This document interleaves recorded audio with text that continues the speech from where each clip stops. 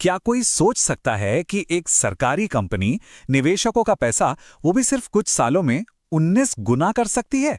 सुनने में थोड़ा अजीब लगता है ना, पर ये सच है। आज हम बात कर रहे हैं माझगांव डॉक शिप बिल्डर्स की और इसकी इसी अविश्वसनीय कहानी को समझने की कोशिश करेंगे। 19 गुना। जी हां, ये कोई सपना नहीं है, ये हकीकत है माझगांव डॉक शिप बिल्डर्स की। एक ऐसा रिटर्न जिसने शेयर बाजार के बड़े बड़े एक्सपर्ट्स को भी सोचने पर मजबूर कर दिया। चलिए इसे और आसान बनाते हैं। सोचिए, सिर्फ 5 साल पहले 2020 में जब इसका आईपीओ आया था तो एक शेयर की कीमत थी महज 145 रुपए, और आज वही शेयर लगभग 2700 रुपए के आसपास ट्रेड कर रहा है। जबरदस्त। तो सबसे बड़ा सवाल तो यही उठता है कि आखिर एक सरकारी कंपनी ने जो जहाज बनाती है, इतनी जबरदस्त छलांग लगाई कैसे? इसके पीछे क्या राज है? क्या ये मेक इन इंडिया का कमाल है या कुछ और? चलिए इस पूरे सफर को डिकोड करते हैं। तो इस पूरी कहानी को समझने के लिए हमें थोड़ा सा पीछे जाना होगा इसके इतिहास में, क्योंकि माझगांव डॉक कोई आज की कंपनी नहीं है। ये भारत का सबसे पुराना और सबसे महत्वपूर्ण शिपयार्ड है। इसकी जड़ें 1774 तक जाती हैं। सोचिए कितना पुराना है।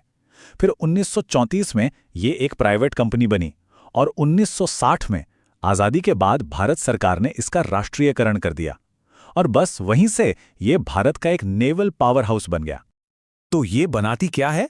ये बनाती है हमारी नौसेना की असली ताकत, P-15B डिस्ट्रॉयर्स जैसे खतरनाक युद्धपोत और स्कॉर्पियन क्लास की वो पनडुब्बियां जो समंदर की गहराइयों में दुश्मन पर नजर रखती हैं।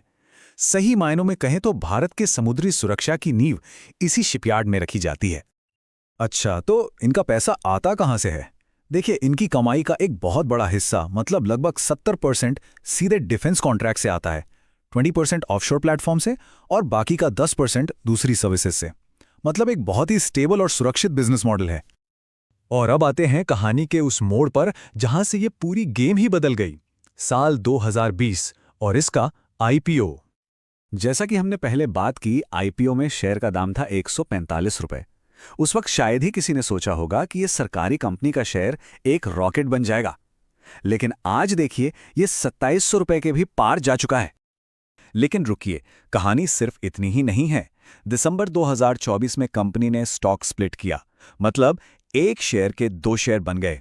ऊपर से कंपनी ने अपने निवेशकों को लगातार डिविडेंड भी दिए हैं। तो अगर इन सबको जोड़कर देखें तो आईपीओ से लेकर अब तक का असली रिटर्न 20 गुना से भी ज्यादा का बैठता है।